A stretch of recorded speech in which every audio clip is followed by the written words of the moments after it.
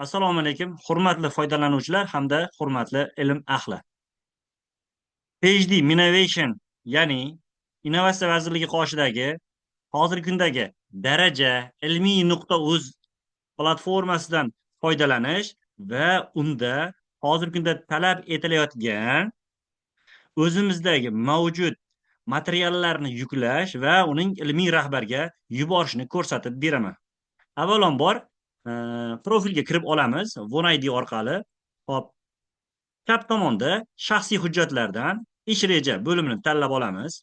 Mana bu jarayonda oldin ozgina to'ldirish sifatida aytib o'tmoqchiman. Ma'lum bir talabalarda ish reja bo'limi ko'rinmay qoladigan bo'lsa, sizga tavsiya qilamiz. Akkauntdan bir marta chiqib, qayta kirishlikni tavsiya etamiz va shunda ko'rishingiz mumkin, sizda tizim muvaffaqiyatli o'z faoliyatini tiklab oladi va shu bilan bir qatorda ish reja bo'limi aktiv bo'lib qoladi.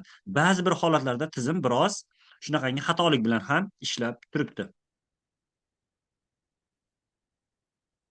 Ko'rishingiz mumkinki, biz avvalambor platformaga yuklashdan avval quyidagilarni sizlarga tanishtirib o'tmoqchiman. Birinchi o'quv yili, ya'ni birinchi kurs desak to'g'riroq bo'ladi.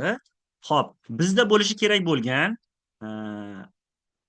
minimum miqdordagi hujjatlar, yakka tartibdagi reja 5 megabaytdan ortiq bo'lmasligi va o'z fayl esa PDF kengaytmasda bo'lishligi talab etiladi.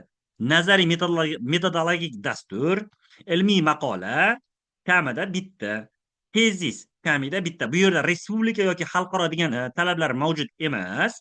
Xo'p, dissertatsiya mavzusi bo'yicha tahliliy ma'lumot birinchi kurs nuqtai nazaridan va seminar bayonnomasi ekan.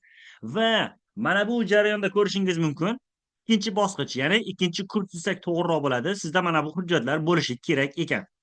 Masalan, talaba, ya'ni siz bilan biz 2025-yilda 2024-yilda qabul qilingan bo'lsak, bizda hozirgi holatimizda ikkinchi kurs deb hisoblanamiz. Bizda quyidagi hujjatlar bo'lishi kerak bo'ladi. Va mana bu jarayon bir narsani ta'kidlashimiz kerak. Hisobot albatta yilning yakunida topshiriladi. Buni aynan hozirgi kunda topshirishingiz shart emas, lekin agar bo'ladigan bo'lsa, hozirdan siz yuqoridagi hujjatlarni muvaffaqiyatli bajarib bo'lgan bo'lsangiz, yuklab rahbarga yoki mas'ullarga yuborish tavsiya etiladi. Bu albatta qaysidir ma'noda yaxshi jihatlardan biri. Demak, qaytamiz. Mana bu jarayonni ozgina to'ldirish qilib ketamiz. Mana bu yerda esa DC ga ham mavjud, ya'ni birinchi o'quv yili, birinchi kurs, ikkinchi kurs va uchinchi kurs, ya'ni DC uchun. Demak, biz ma'lumotni mana bu yerda ko'rishingiz mumkin. Men bu yerda tartibli yuklab olganman. Buni sizlarga ya'ni yuklashni takror ko'rsatib bermoqchiman. Yaratish bo'limiga kiramiz. Hujjat turi. Bizda birinchi kursda nima kerak ekan? Birinchi o'rinda yakka tartibdagi rejami? Hop. Mana bu yerga biz ish reja deb yozib olamiz. Ish reja. Hop, ish turi. Yakka tartibdagi reja. Chunki biz tartibli ketganimiz maqsadga muvofiq hisoblanadi bu. Chunki tizim shularni taniydi. O'zingizcha bu yerga qo'lingizda yozib qo'yadigan bo'lsangiz, tizim nima deydi? Sizda fayl mavjud emas degan hop so'rovni aks ettiradi. Hisobot davri. Demak, men 2024-yilda qabul qilingan birinchi kurs sifatida bo'lsam, 2024 ni belgilab olishim shart. 2024, chorak esa mana bu jarayonda shu joyga e'tiborli bo'linglar, hurmatli doktorantlar. Hop, demak, ushbu jarayonda biz hozirgi holatimizda, ya'ni taqvimiy yoki bo'lmasa mamlakatimizdagi chorak hisobda hisoblaydigan bo'lsak, taqriban hop ikkinchi chorak tamomlanyapti. Ikkinchi chorak belgilab qo'ysalaring xato hisoblaydi. Demak, biz birinchi chorak deb qabul qilamiz va faylni biriktiramiz. Fayl biriktirish. Masalan, ixtiyoriy biron bir fayl deb tasavvur qilib turaveramiz.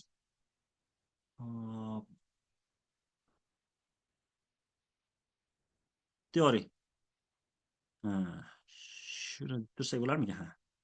Taqriban hop, yaratish tugmasini bossam, bu yerda menda yaraladi. Chunki men yaratishim shart emas. Chunki men yaratib bo'lganligim uchun tizim yana ozgina ustozim tekshirishda qiynalib qolmasinki, hop, men yaratishim shart emas va xuddi shu jarayon sizda ham takrorlaysiz. Va ana undan keyin esa yana xuddi shu bo'limni yana bir marta takrorlab beraman. Yaratish. Hop, undan keyingi ishimiz nima edi ekan bizda? Nazariy metodologik dastur. Dastur deb qo'ysak, menimcha maqsadga muvofiq. Hop, nazariy metodologik dastur bo'ladi. Hisobot davri 2024, chorak birinchi chorak bo'ladi va faylni biriktiramiz va yaratish tugmasini chertar ekanmiz. Hop. Ana endi xuddi shu holatni hozirgi holatimda men ikkinchi kurs bo'ladigan bo'lsam, yana xuddi shunday takrorlayman. Yaratish bo'limi. Xo'p, birinchida ko'ramiz. Bu yerda nima ketadi endi? Ilmiy maqola. Kamida bitta deyapti. Bu yerda albatta yozilmabdi. OAK bo'ladigan bo'lsa, menimcha tavsiya etiladi. OAK bo'lsa, menimcha maqsadga muvofiq. Xo'p, maqola. Ikki turi maqolani belgilaymiz. Chunki bu yerda nima? Maqola ketyapti ekan. Xo'p, hisobot davri 2025 bo'ladi endi. Chunki men ikkinchi kurs bo'lganligim uchun. Mana bu jarayonda e'tiborli bo'lishlaringni so'rab qolardik, ya'ni birinchi chorak nuqtai nazaridan. Birinchi chorak belgilashlarni tavsiya etaman. Sababi tizim hali ikkinchi chorakni qabul qilingani yo'q. Ya'ni qabul qilsa xatolik beryapti. Shuning uchun birinchi chorak faylni biriktiramiz va yaratish tugmasi. Xuddi shu tartibda keyingilarini tezis, hop, xorijiy maqola, masalan, Scopus bo'ladigan bo'lsa, impact factor talabi и так далее bo'ladigan. Undan keyin seminar bayonnomasi va hisobotni yuklab olishligimiz kerak ekan. Va eng muhim jihatlaridan biri mana bu yerdagi, ya'ni yuklangan fayllar ustozimizga ko'rinmaydi. Biz ustozga, ya'ni mas'ullarga yuborishlik uchun monitoring holati bo'limiga o'tarkanmiz. Va ushbu jarayonni mana men yaratib olganman, ko'rishingiz mumkin. Xo'p, birinchi bosqich uchun ham, ikkinchi bosqich uchun ham yaratib olganman. Xuddi shu holatni sizlarga yana bir takrorlab beraman. Yaratish bo'limi va mana bu yerdan biz hozirgi holatimiz ta'lim bosqichi ikkinchi bosqich bo'ladigan bo'lsa yoki birinchi bosqich bo'ladigan bo'lsa yoki uchinchi bosqich bo'ladigan bo'lsa, o'zingiz uchun bosqichingizni tanlab olasiz. Masalan, ikkinchi bosqichni tanlab olamiz va albatta bu yerda o'quv yili nima bo'ladi endi? 2025-yil deb e'tirof etilsa, 2025 ni bosamiz va yaratish tugmasini bossak, tizim o'zi nima qiladi? O'zi mana bu yerga chaqirib oladi. Men endi nima uchun yubormadim endi? Siz allaqachon fayllarni yuklagansiz, deyapti. Va haqiqatan ham men yuklaganman. Ustozim endi buni tekshirib, to'g'ri bo'lsa qabul qilib qo'ysa, demak men hop bu yilgi natijani, demak ushbu jarayonda men ikkinchi bosqichni muvaffaqiyatli tamomlaganman desak to'g'riroq bo'ladi. Xuddi shu tartibda siz fayllaringizni yuborishingiz va yuklashingiz mumkin bo'ladi. Sizlar bilan Qori Niyoziy nomidagi Tarbiya pedagogika instituti mustaqil izlanuvchisi hamda Qo'qon universiteti raqamli texnologiyalar matematika kafedrasi o'qituvchisi Yo'ldashev Ahrodjon. E'tiboringiz uchun rahmat.